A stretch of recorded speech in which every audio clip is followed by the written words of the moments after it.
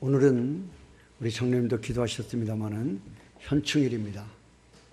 국가가 위기를 맞이하였을 때 자신의 몸을, 자신의 삶을 다 투영시켜서 나라 민족을 위기로부터 구해냈던 우리의 선진들을 기억하고 감사하면서 나라 사랑을 회복하는 그러한 감사를 고백하는 그런 현충일입니다.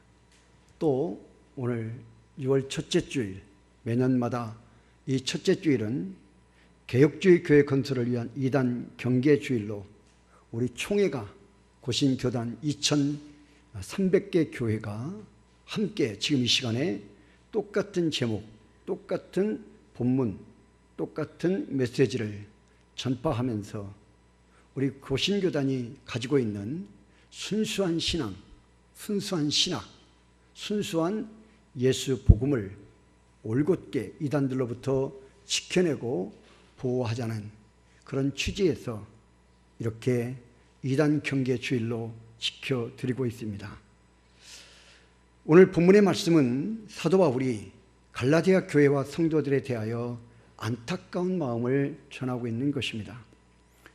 그 안타까운 마음은 무엇이냐면, 왜 너희는 내가 바른 복음을 전해줬는데 그 복음에서 너희가 벗어났는가, 왜 떠났는가 하는 안타까운 마음에서의 고백입니다. 여러분, 그러면 이단으로부터 이 갈라디아 성도들을 지키고자 하는 사도 바울의 사랑, 사도 바울의 간절한 마음이 어떻게 드러나고 있는가?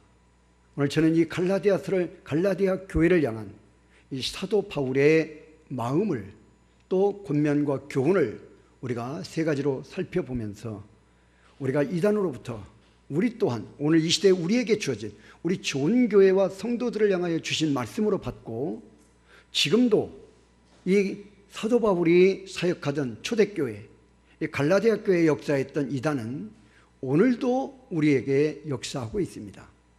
이단은 하나님의 역사와 함께 시작했습니다. 예수 그리스도의 복음과 함께 이단의 사역은 함께 시작합니다. 왜 그렇습니까? 사탄의 존재 이유는 예수 그리스도를 믿어 하나님의 자녀가 되게 하는, 하나님의 자녀가 된 성도들을 미혹해서 빼앗아와서 그들을 이끌고 지옥으로 가게 하는, 비진리로 빠져버리게 하는, 거짓에 빠지게 만들어버리기 위한 수단과 목적으로 존재하기 때문입니다. 그래서 복음이 있는 곳에는 반드시 무엇이 있다? 이단이 있다는 것이죠. 진리가 있는 곳에 거짓이 있는 것처럼 진리라고 하는 예수 그리스도의 복음이 있는 곳에 거짓이라고 하는 이단, 사탄의 사역이 함께 있다 하는 것입니다. 그래서 우리 교회와 성도들은 이것을 알고 우리가 바르게 준비하고 우리가 바르게 깨어있고 바르게 대적하지 않으면 언제든지 우리는 이단의 사설에 빠지고 넘어갈 수밖에 없다. 그래서 성도의 신앙이 무너지고 영혼이 무너지고 또 가정도 무너지고 교회도 무너지는 위기를 당할 수밖에 없다는 것입니다. 그렇다면 사도 바울은 확실하게 우리에게 말합니다. 한번 따라서 합시다. 다른 복음은 없다. 다른 복음은 없다. 예수 그리스도가 구주, 예수 그리스도가 메시아라고 하는 이 복음 외에 다른 것은 없다 라고 바울은 선포합니다. 오늘 이 다른 복음은 없다고 하는 제목으로 우리가 세 가지로, 우리가 오늘 이 시대에 우리가 이단으로부터 우리를 지켜낼 수 있는 방법이 무엇인지를 깨달아 보기를 원합니다. 첫 번째는 복음의 종이 된 사도 바울 자신을 보라는 것입니다. 나를 보면 예수 그리스도가 복음이 진리라고 하는 것을 알게 된다 하는 것입니다. 사도 바울은 복음의 진정성을 강조하면서 자신을 주목해 줄 것을 지금 요구하고 있습니다. 본문 10절입니다. 다 같이 읽어봅니다. 시작. 내가 지금까지 사람들의 기쁨을 구하였다면 그리스도의 종이 아니니라. 여기서 그리스도의 종이라고 하는 고백은 로마서 1장 1절에도 바울이 로마에 있는 성도들에게 편지를 쓰면서 1장 1절에 첫 번째 고백하고 있습니다. 자, 시작. 복음을 위하여 택정함을 입었으니, 자신은 예수 복음을 증거하고 예수 복음을 증거하여 지금 거짓에 빠져 있는, 다른 비진리에 빠져 있는 사람들을 예수 복음의 진리로 돌아오게 하기 위하여 하나님께서 나를 택하여 사도로 세우셨다 하는 것이에요. 여러분, 그렇습니다. 이처럼 자신이 전한 복음이 진정하고 바른 복음이라는 것을, 이 복음의 종된 자신을 보면 더 확실하게 깨달을 수 있지 않느냐 하는 것입니다. 여러분, 사실 갈라디아 성도들의 입장에서 사도 바울이 전한 복음에 대한 의구심은 어쩌면 당연한 것일 수 있습니다. 그 이유는 바울의 사도권에 대한 정통성의 문제, 바울이 가장 많이 공격을 받았던 것 중에 하나가, 너는 예수님이 계셨을 때 너는 직접 예수님으로부터 부름을 받아 세움을 입은 12명의 사도 중에 한 사람이 아니라는 것이에요. 맞습니다. 12명의 사도 중에 한 사람이 아니라는 것이에요. 그러니 너는 거짓 사도이다 하는 말이에요. 바울이 거짓 사도가 된다는 말은 무슨 말입니까? 바울이 전한 복음도 뭐다? 거짓이라는 것이죠.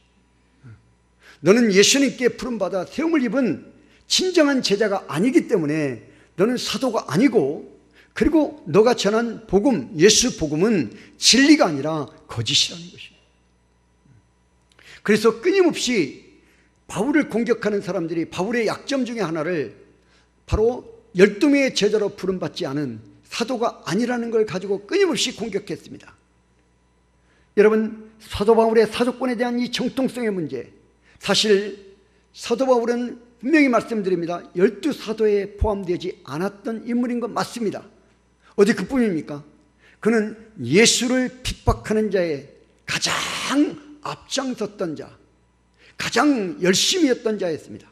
그러나 그가 예수님의 증인이 되어져서 어느 날 갑자기 나타납니다. 한때는 얼마 전까지만 해도 예수 그리스도를 믿는 자들을 붙잡아서 죽이고 스데반을 죽이는데 가장 앞장섰던 자이지 않습니까? 교회를 핍박하고 예수 복음을 거짓이라고 막 선포했고 외치던 자가 어느 날 갑자기 돌아와서 예수 그리스도가 진리이다, 예수 그리스도를 믿어야 구원을 받는다, 예수만이 메시아다, 예수만이 구세주이다 라고 증거하니까 사람들이 이것을 곧이곧대로 받아들이기가 매우 어렵다는 것이에요. 여러분, 그러기에 사도 바울은 자신이 예수님의 부름을 받고 사도가 되는 과정을, 그의 서신서를 보면 1장 1절 2절 3절에 반드시 고백하고 있습니다. 나는 하나님의 은혜로 부름을 받아 세움을 입은 예수 그리스도의 종이다, 나는 하나님께서 세웠다 하는 것을 분명히 먼저 밝히고 있습니다. 여러분, 그래서 이 은혜는 곧 나로 이방을 위하여 그리스도 예수의 일꾼이 되어 하나님의 복음의 제사장 직분을 하게 하사, 하나님의 복음의 직분을 이방인들에게, 하나님의 복음 이것을 이방인들에게 증거하도록 하기 위하여 하나님이 나를 불러 세웠다 하는 것이에요. 여러분, 사도 바울은 자신이 전한 복음은 자신의 것이 조금도 들어있지 않은 전적인 예수님의 은혜로 받은 것임을 증거하고 있는 것입니다. 여러분, 고린도서 15장 10절입니다. 다 같이 읽습니다. 시작. 나의 나된 것은 하나님의 은혜로 된 것이니. 할렐루야. 나의 나된 것은, 내가 사도가 되고 예수를 핍박했던 내가 이제는 예수를 자랑하고 예수를 증거하고 예수 그리스도의 복음은 거짓이라고 말했던 내가 예수 그리스도만이 구주이고 메시아라고 하는 사실을 증거하는 것, 이 모든 것은 내가 원해서 된 것이 아니라 하나님의 은혜로 된 것이다. 하나님의 은혜, 하나님이 나를 그렇게 변화시켰다는 것이다.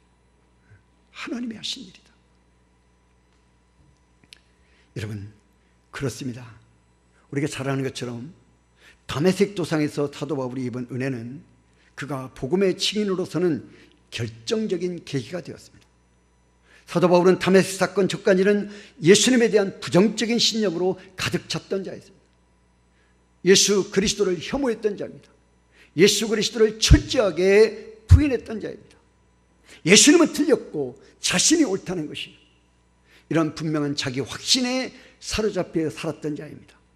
그래서 그는 예수님의 십자가와 부활에 관해서는 관심이 없습니다. 그런 말을 하는 것을 어리석다고 생각했습니다. 그런 말을 하는 사람들은 제정신이 아니라고 생각했습니다. 예수님의 십자가는 실패의 현장이요, 예수님은 그것으로 모든 것이 끝났다고 보았습니다. 그래서 그는 예수님의 십자가와 부활을 증거하는 스데반을 죽이는 일에 가장 적극적으로 나서고 앞장섰던 자였습니다. 사도행전 22장 20절입니다. 다 같이 시작. 또 주의 증인 스데반이 피를 흘릴 때 내가 곁에 서서 찬성하고 그 죽이는 사람들의 옷을 지킨 줄 그들도 아나이다. 옆에서 찬성했다. 스데반 맞아. 마땅히 그는 거짓을 믿고 거짓을 선포하는 자이기 때문에 돌에 맞아 죽는 것이 합당한 것이다, 맞다는 것이에요. 그러면서 돌을 던지는 사람들의 옷이 거추장스러우니까 옷을 벗어버립니다. 그 옷을 자신이 지금 맡아서 보관해 주고 있는 거예요. 그러면서 너희는 빨리 돌을 던져서, 마음껏 돌을 던져서 스데반을 처형시키는 일을 하라는 것이에요. 그 일에 가장 앞장섰던 자예요. 여러분, 예수 믿는 자들을 핍박하는 일에 사도 바울은 전혀 죄의식이 없었습니다. 양심에 끓이낄 것도 없습니다. 가책도 없습니다. 예수의 주종자 스데반을 죽이는 일이 너무나도 순조롭게 이루어지는 것을 보면서 그는 자신이 옳고 예수가 틀렸다는 확신이 더 커졌을지도 모릅니다. 여러분, 그래서 그는 아예 예수의 이름을 이 땅에서 영원히 제거할 요량으로 핍박을 피해서 흩어진 예루살렘에 박해가 오니까 예루살렘 안에 있었던 예수 믿는 성도들이 소아시아 지역으로 흩어집니다. 오늘날의 시리아, 그 다음에 터키, 그리스 지역으로 막 흩어집니다. 그들을 추적해서 끝까지 그들을 잡아서 처형시키는 것이에요. 예수의 이름을 아예 뿌리를 뽑아버리겠다, 예수의 이름이 하나도 이 땅에 남지 않도록 하겠다 하는 그의 신념이었습니다. 여러분, 최소한 그가 다메섹 도상에서 부활의 주님을 만나기 전까지는 그는 이런 신념 속에 기세등등한 삶을 살았습니다. 그런 그에게 사람들은, 율법주의자들은 박수를 보내고 환호를 보냈습니다. 찬사를 보냈습니다. 그러나 여러분, 다메섹 사건은 그의 모든 것이 바뀌는 결정적인 전환점이 되었습니다. 사도행전 9장 3절입니다. 다 같이 읽어봅니다. 시작. 사울이 길을 가다가 다메섹에 가까이 이르더니 호련히 하늘로부터 빛이 그를 둘러 비추는지라. 부활하신 주님이 빛으로 그에게 찾아오셨습니다. 사도 바울은 바로 그 자리에서 예수님의 음성을 듣게 됩니다. 사울아, 사울아, 내가 어찌하여 나를 핍박하느냐? 주여, 니시오니까. 그때 다시 하늘로부터 음성이 들립니다. 나는 내가 박해하는 예수다. 내가 핍박하는 예수다. 이 음성을 들은 바울의 입장은 아마 둘 중에 하나였을 것으로 생각됩니다. 예수님이 정말 살아계신다면 자신은 그 자리에서 죽음을 당하지 않겠는가? 왜요? 지금까지 바울의 인생이 어떤 인생입니까? 예수님을 부인하는 정도가 아니죠. 철저하게 예수님을 배척하는, 예수의 이름을 땅에서, 지상에서 지워버리려고 하는 그런 삶을 살았던 자입니다. 예수 믿는 사람들을 처형시키고 교회를 흩어버리고 이런 데 앞장섰던 삶이니 예수님이 살아계시다 하면 자신은 온전할 수 없다는 것이에요. 온전할 수 없다. 여러분, 그러나 그렇지 않다면 이 예수는 가짜임이 더 분명한 것이 아닌가. 나에게 마땅히 징계를 내려서, 나에게 저주를 내려서 내가 죽어 마땅한데, 만일에 그렇지 않다면 이 예수는, 지금 나에게 찾아와서 빛으로 음성으로 나에게 찾아오신 예수는 가짜이다, 거짓이다 하는 것입니다. 그러나 예수님은 우리가 잘 아는 것처럼 사도 바울을 죽이지 않았습니다. 오히려 그의 앞날을 열어 그의 길을 인도해 주셨습니다. 너는 일어나 시내로 들어가라. 내가 행할 것을 내게 이를 자가 있느니라 하시니. 여러분, 그는 예수님 죽이는 일에 전력을 다해 나섰지만 예수님은 그를 살리는 길로 인도하신 것입니다. 예수님의 원수였던 그를, 예수님의 철저한 대적자였던 그를, 주님은 그를 용서하시고 죽이는 것이 아니라 이제는 변하여 예수 그리스도를 증거하는 자, 새로운 인생의 길을 가도록 그의 길을 인도해 주신 것입니다. 사도 바울은 말로만 듣던 부활하신 예수님을 직접 만나며 그의 모든 생각과 행동이 완전하게 180도 바뀌게 된 것입니다. 바로 자신이 핍박하던 그 예수님은 구주이시며 메시아이심을 이 다메섹 도상 그 땅바닥에 엎드려 보고 듣고 체험하게 된 것입니다. 성도 여러분, 복음이 무엇입니까? 복음이 무엇입니까? 우리 한번 따라합시다. 복음은 예수님이 구주이시다, 메시아이시다, 할렐루야, 이것입니다. 오직 예수님만이 우리의 구원자이시다. 오직 예수님만이 메시아이시다.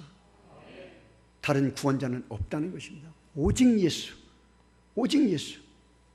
여러분, 이 주님은 생명의 주인이시며 만유의 주인이 되시는 분이십니다.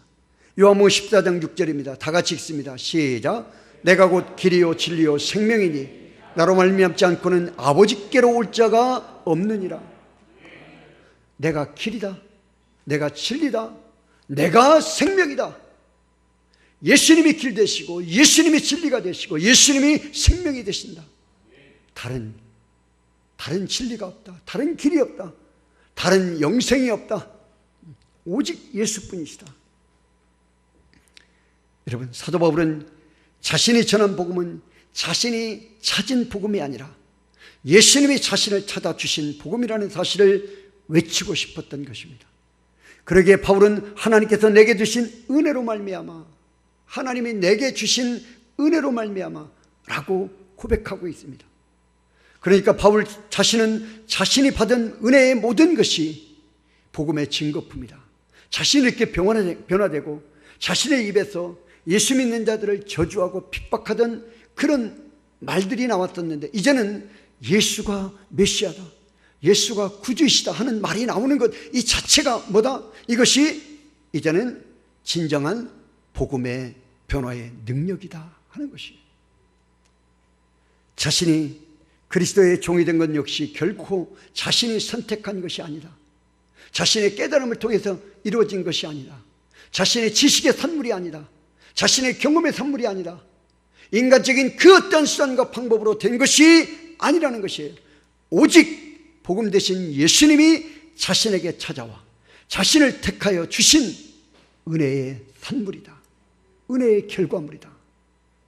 그러기에 이런 변화된 자신을 보면 율법의 사람이 예수 복음의 사람으로, 예수를 핍박했던 사람이 예수를 자랑하고 증거하는 사람으로 변화되어진 것을 보면 자신이 전한 복음의 진정성은 물어볼 필요도 없다고 외치는 것이, 이게 진리이지 않느냐.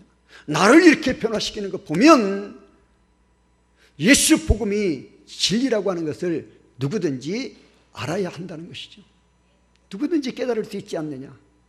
본문 10절에 말합니다. 내가 지금까지 사람들의 기쁨을 구했다면 그리스도의 종이 아니니라. 나는 이후로부터 사람을 기쁘게 하는 삶을 살지 않았다는 거예요. 이제는 오직 자신에게 찾아와 자신을 구원하시고 자신에게 사도의 직분을 주셔서 자신에게 예수 그리스도의 복음에 증인되는 삶을 살도록 은혜를 베풀어 주신 그 예수 그리스도, 그분의 종이 되어졌다는 것, 그분을 위해 산다는 것, 그 예수 복음 때문에 먹고 예수 복음 때문에 잠을 자고 예수 복음 때문에 그가 돈을 벌고 예수 복음 때문에 그가 숨을 쉬며 살아간다는 것, 그것이 바울은 자랑스러운 일이다.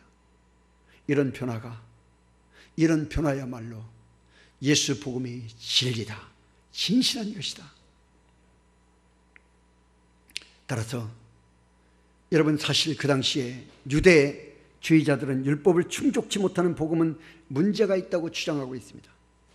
따라서 이를 방어하기 위해 사도 바울 자신이 사람들에게 듣기 좋은 말만 했다면 그가 어찌 그리스도의 종이라고 할 수 있겠느냐라고 하는 뜻입니다. 자신이 전한 복음은 자신의 뜻과 상관없이 온전히 그리스도께로부터 받은 것이라고 강하게 증거하고 있다. 자신이 예수 복음이 진리, 예수 복음이 참된 것이라고 하는 증거이다. 내가 증거이다. 내 자신이 증거이다 라고 고백하고 있는 것입니다. 두 번째, 다른 복음은 주신 적이 없다. 오늘 본문 7절입니다. 다 같이 읽습니다. 시작. 다른 복음은 없나니 다만 어떤 사람들이 너희를 교란하여 그리스도의 복음을 변하게 하려 함이라. 아멘. 여기에 교란하여라고 하는 말, 너희를 어떤 사람들이 너희를 교란하여, 여기 교란한다 하는 말은 거짓을 가르쳐라는 뜻입니다. 거짓을 가르친다는 거예요. 어떤 사람들이 와서 너희 안에 들어와서, 교회 안에 들어와서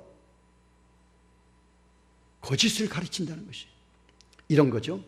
바울이 전도여행을 다니면서 사람들에게 복음을 전합니다. 예수 그리스도가 구주이고 메시아입니다. 그분은 죽으시고 우리를 위하여 죽으시고 우리 죄를 사해 주셨고 그리고 우리에게 영원한 생명을 주시기 위하여 부활하셨습니다. 이 십자가의 복음과 부활의 복음을 친 거예요. 사람들이 그 바울의 말을 듣고 복음을 듣고 그들이 예수를 믿습니다. 그러면 그 예수 믿는 무리들을 모아서 뭐가 생깁니까? 교회가 생깁니다. 교회가 생기면 바울이 거기에서 어떤 경우에는 한 달, 어떤 경우에는 3개월, 6개월 이렇게 목회를 하다가 그들을 양육하고 그들을 위해서 성경을 가르치고 설교를 하다가 다른 곳으로 또 떠나요. 다른 곳에 또 다른 지역에 복음을 전하기 위해서 떠납니다. 그러면 반드시 어떤 일이 발생하느냐?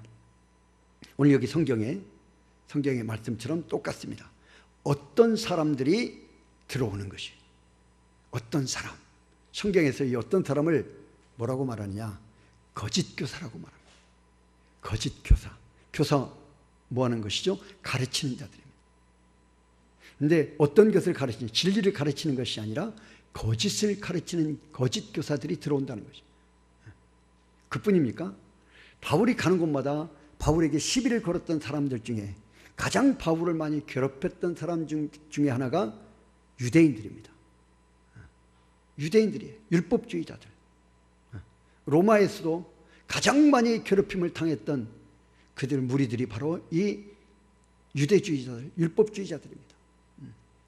이들이 끊임없이 바울이 떠나고 나면 반드시 들어와서 바울을 폄하하는 것이죠. 바울은 12명의 제자 중에 한 사람이 아니에요.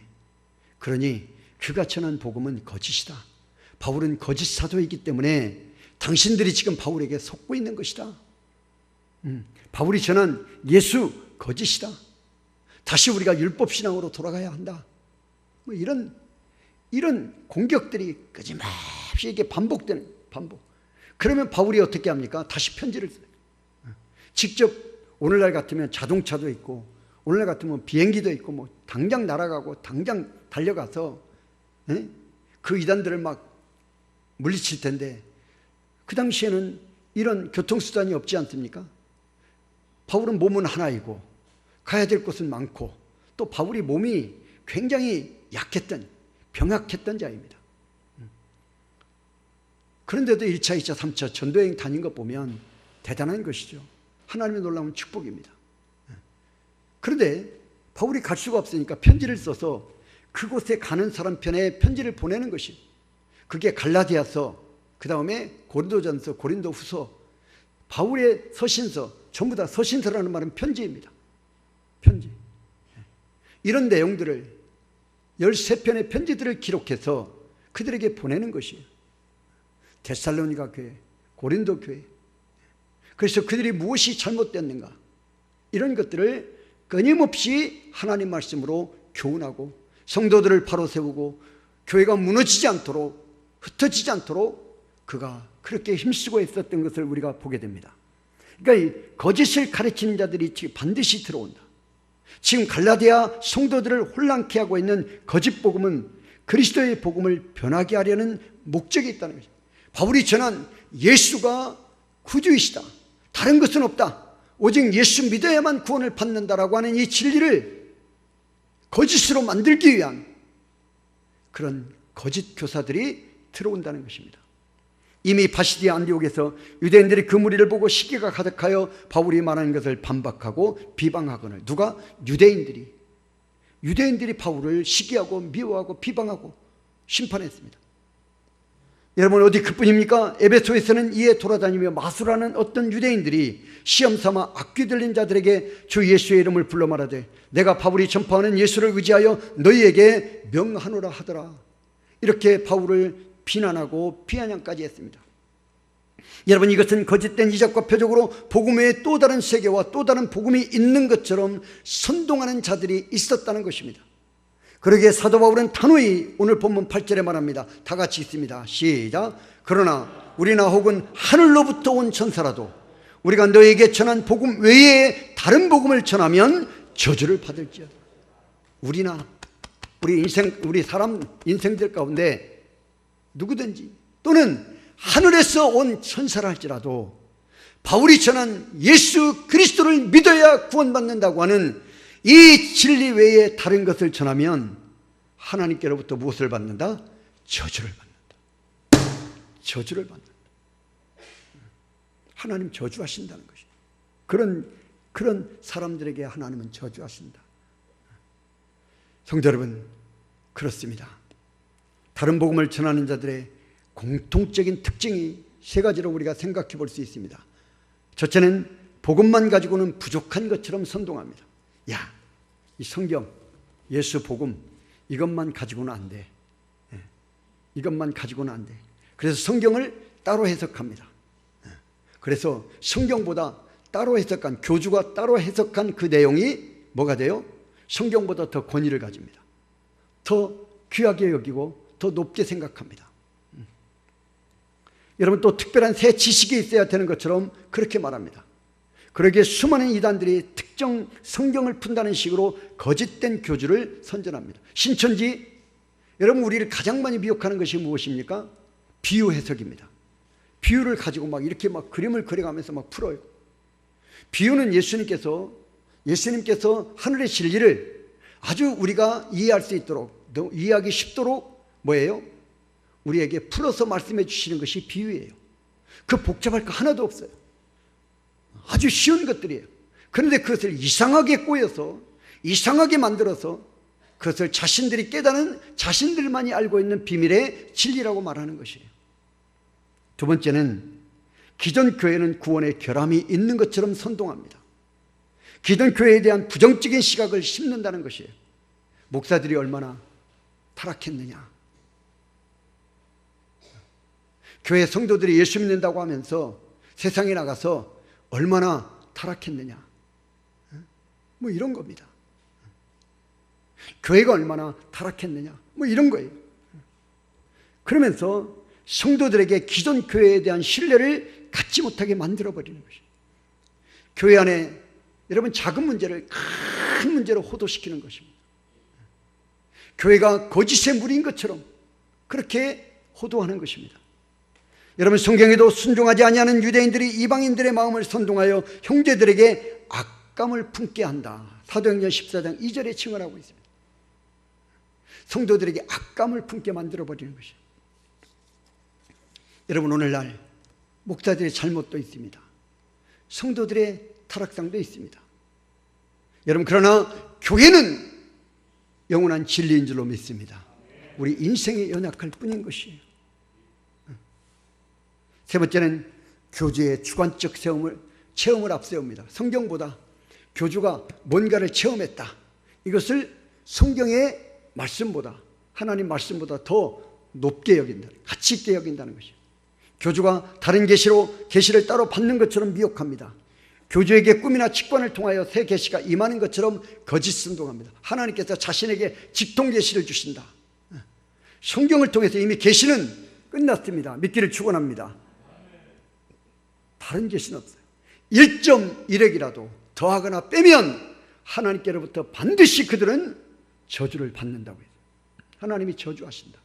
그런데 성경을 제껴놔요. 그리고 무엇을 우선하느냐? 이 성경 하나님의 말씀보다 교주가 뭔가 받았다는 것이, 뭔가 체험했다는, 뭔가 봤다는 것이, 뭔가 들었다는 것이.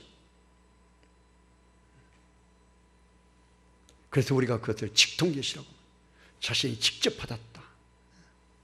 성경을 통해서 하나님은 말씀하고 역사하고 계시는 줄로 믿습니다. 여러분 바울은 말합니다. 다른 복음은 없다. 다른 복음은 없습니다. 오직 예수님이면 충분하고 오직 예수님의 몸된 교회면 다 된다. 고린도서 12장 3절입니다. 성령으로 아니하고는 누구든지 예수를 주시라 할 수 없느니라. 오직 성령의 능력으로 우리는 예수 그리스도가 구주로 믿어지는 것이에요. 구주가 예수님이 나의 구주 되심을 우리가 고백하고 우리가 믿고 증거할 수 있는 것이에요. 성령의 동심이 없이는 예수님을 주라고 시인할 수 없습니다. 그런데 어찌 기존 교회에는 구원의 미흡함이 있다고 말할 수가 있겠습니까? 로마서 1장 2절입니다. 다 같이 읽습니다. 이 복음은 시작. 이 복음은 하나님이 선지자들을 통하여 그의 아들에 관하여 성경에 미리 약속하신 것이라. 이 복음, 바울이 내가 전한 복음은 선지자들을 통하여 그의 아들에 관하여, 선지자들 구약에 이미 하나님의 아들에 관한 기록이 이미 있다는 것이죠. 내가 메시아를 보내주겠다, 내가 구원자를 보낸다. 응? 여러분, 그것이 에덴 동산에서부터 시작되어졌습니다. 아담과 하와가 벌거벗었을 때 동물의 짐승의 가죽을 벗겨 그들의 허물을 가려준 것에서부터 구원의 역사는 시작되어졌습니다. 예수 그리스도의 복음의 여러분 역사는 시작되어진 것입니다. 그 실체가 예수 그리스도를 통하여 나타난 것입니다. 여러분, 이처럼 복음이 곧 예수님이십니다. 복음은 예수 그리스도에 관한 것이라는 것입니다. 그러기에 예수님으로 만족하지 못하고 이단 따라가는 자들은 영락없이 거짓된 교리나 말에 현혹된 것이다. 따라서 이단의 적극적인 대처는 우선 우리 구주 예수 그리스도를 굳게 붙드는 것입니다. 예수님이면 충분하며 넘친다는 확신을 가져야만 합니다. 예수님 외에 다른 복음을 주신 적이 없다는 믿음의 확신을 가져야만 됩니다. 사도행전 4장 12절, 다른 이로서는 시작. 다른 이로서는 구원을 받을 수 없나니 천하 사람 중에 다른 이름을 우리에게 주신 일이 없음이라 하였더라. 아멘. 여러분, 제발 부탁을 드리는데 누군가 와서 새로운 것을 알려주겠다, 새로운 비밀 계시가 있다, 뭐 이러면 절대 그들을 따라가지 마시고 그들에게 집의 문을 열어주지 마시고 마음도 열어서는 안 됩니다. 그런 일이 있으면 여러분, 목사에게 꼭 상의를 하셔야 됩니다. 우리 교회에도 그런 분들이 계셨어요. 신천지에 따라가신 분이 있어요. 신천지에. 어르신들이 아니라 젊으신 분들이에요.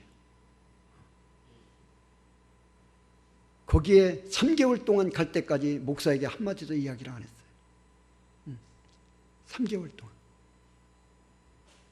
그런데 같은 구역 식구이셨던 분이 말씀을 하셔서 저희가 알게 되고 상담을 해서 그분을 다시 돌아오게 했던 적이 있습니다. 여러분, 정말 간곡히 말씀을 드리는데 그런 일이 있으면 목사와 상의를 하셔야 되는 것이죠. 그냥 내가 한번 알아보겠다, 내가 한번 따라가서 한번 깨달아 보겠다. 여러분, 절대 우리가 그들의 유혹에 우리 자신을 지켜내지 못합니다. 마지막, 이단은 반드시 저주를 받게 됩니다. 본문 9절입니다. 시작. 만일 누구든지 너희가 받는 것 외에 다른 복음을 전하면 저주를 받을지어다. 아멘. 여러분, 이 말씀은 8절에 이어 2번이나 반복되고 있습니다. 성경에 반복적인 용어를 사용한다는 것은 무엇을 말합니까? 강조법입니다. 중요한 내용, 이것은 중요한 것이다, 이것은 중요한 것이다 하는 강조법입니다. 확실히 강조하기 위해서 강조법을 쓰고 있는 것입니다. 여기서 저주를 받을지어다 라고 하는 말씀은 하나님으로부터 버림을 받게 될 것이다, 하나님께서 처리하실 것이다 하는 뜻입니다. 하나님 반드시 그들은 저주를 내리시고 하나님 반드시 그들은 처리하신다 하는 것입니다. 그 엄격하고 단호하심이 어느 정도입니까? 누구든지 혹 하늘로부터 온 천사라 할지라도, 하늘로부터 온 천사라 할지라도 그들이 예수 복음 외에 다른 것을 증거하면 하나님 그들을 저주하신다는 것입니다. 하나님이 처리하신다는 것입니다. 여러분, 이단은 엄벌에 처하게 될 것을 말씀해 주고 있다는 것입니다. 그러니까 이단을 쫓는 자나 가르치는 자는 그저 어떤 주장이나 사상으로 끝나는 문제가 아닙니다. 하나님의 엄중한 징벌이 반드시 그들에게 따른다는 것이에요. 그래서 히브리서 10장 29절, 하물며 하나님의 아들을 짓밟고 자기를 거룩하게 한 언약의 피를 부정한 것으로 여기고 은혜의 성령을 욕되게 하는 자가 당연히 받을 형벌은 얼마나 더 무겁겠느냐 너희는 생각하라. 함축하면 예수 복음 진리를 부인하고 거짓에 빠진 자들, 거짓을 가르치는 자들은 하나님께서 반드시 그들은 형벌을 내리신다. 그러니 너희 깊이 생각해라. 이단의 미혹을 너희가 가볍게 여기지 말라는 것이요, 이단에게 빠지고 이단에게 넘어가는 것을 너희가 쉽게 생각하고 가볍게 여기지 말라는 것이요, 반드시 그들은 형벌에 빠진다. 반드시 그들은 하나님이 저주하신다. 여러분, 출애굽 광야 시대 우리 기억하시지 않습니까? 하나님 말씀을 거역하거나 따르지 않았던 1세대 이스라엘 백성들 어떻습니까? 여분네의 아들 갈렙과 눈의 아들 여호수아 외에는 내가 맹세하여 너희에게 살게 하리란 땅에 결단코 들어가지 못하리라. 60만 명 출애굽했습니다. 그들의 가족 수까지 합하면 200만 명이라고 합니다, 성경학자들이. 그런데 여호수아 갈렙만 가나안 땅에 들어갔습니다. 나머지 다 1세대는 광야에서 죽었다는 것이에요. 그러면 성경학자들이 숫자를 계산해 보니까 하루에 80명씩 죽었다는 것이에요. 40년 동안 광야를 헤맸으니까 하루에 80명씩 죽었다. 제가 새벽기도 때도 말씀드렸습니다. 흉대합니다. 결단코 들어가지 못한다. 하나님의 약속을 믿지 못하게 하고 회방하고 선동한 자들은 한 명도 가나안 땅에 들어갈 수 없다 하는 것을 이 사건을 통해서도 우리에게 확실히 보여주고 있습니다. 그러니까 복음을 훼손하고 거짓을 가르치고 따르는 자들은 용서가 없다는 말씀이에요. 하나님 그들은 반드시 용서하지 않는다. 하나님 반드시 때가 되면 처리하신다. 저주하신다. 엄한 형벌을 내리신다. 특별히 갈라디아 3장 10절에 누구든지 율법책에 기록된 대로 모든 일을 항상 행하지 아니하는 자는 저주 아래에 있는 자다. 이미 그들은 저주 아래 살아가는 자들이에요. 저주 받은 자들이에요. 쉽게 말하면 이단에 빠진 자, 이단의 거짓 복음을 증거하는 자들은 이미 어떤 자들이다? 저주 받은 자라. 저주 받았기 때문에 그런 일을 행할 수밖에 없다는 거예요. 이런 점에서 볼 때 여러분, 이단은 스스로 저주의 길을 택한 자들이다. 그들은 멸망하게 할 이단을 가만히 끌어들여 자기들을 사신 주를 부인하고 임박한 멸망을 스스로 취하는 자들이다.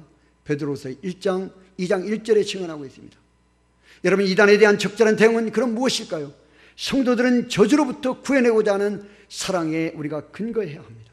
다시 말하면 다른 복음에 대한 단순한 배척 차원이 아닌 교회를 지키며 성도들을 보호하고자 하는, 저주의 사슬에 놓여지지 않게 하기 위한, 하나님의 진노와 하나님의 형벌을 받지 않게 하기 위한 그 영혼을 사랑하는 마음으로 접근해야 한다는 것입니다.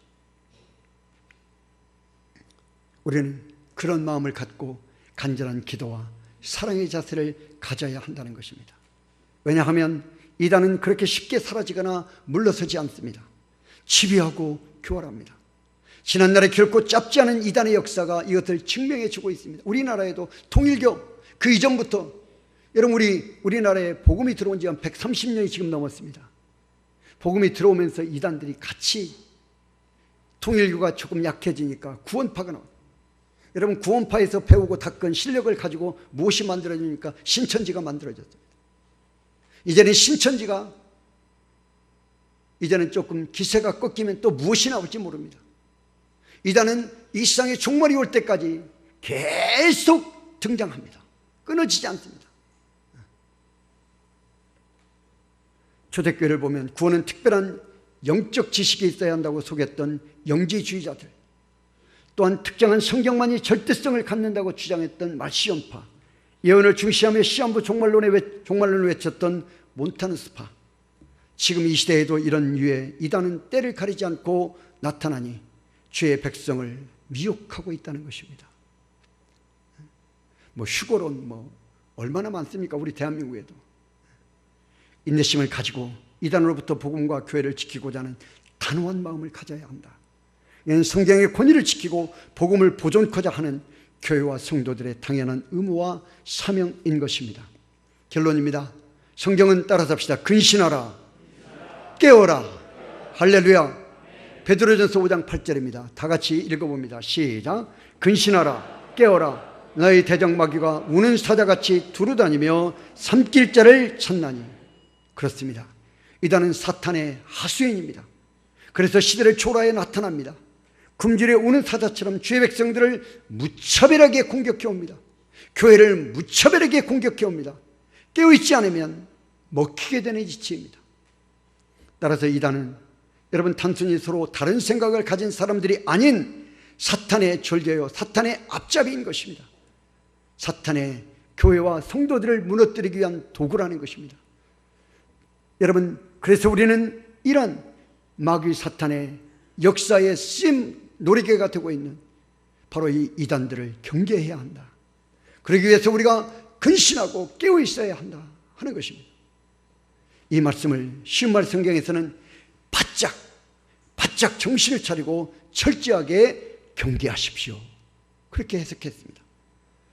이단은 깨어 분별하고 경계하고 거부하고 피해야 하는 사탄이라는 것을 깨달아 여러분, 우리가 정말 우리 자신들을 바르게 깨어있음으로 인해서 오늘날에도 이단들이 온갖 양의 탈을 쓰고 우리를 공격해 오고 있습니다. 특별히 예전에는 믿지 않는 자들을 공격했다면 이단들이 이제는 목사와 성도와 교회를 직접적으로 타겟으로 삼고 공격하고 있습니다. 이럴 때 근신하라, 깨어라, 바짝 정신을 차리고 철저하게 경계해야 될 줄로 믿습니다. 그래서 우리 좋은 가족은 한 사람도 이단에 빠지는 일이 없기를 주님의 이름으로 축원합니다.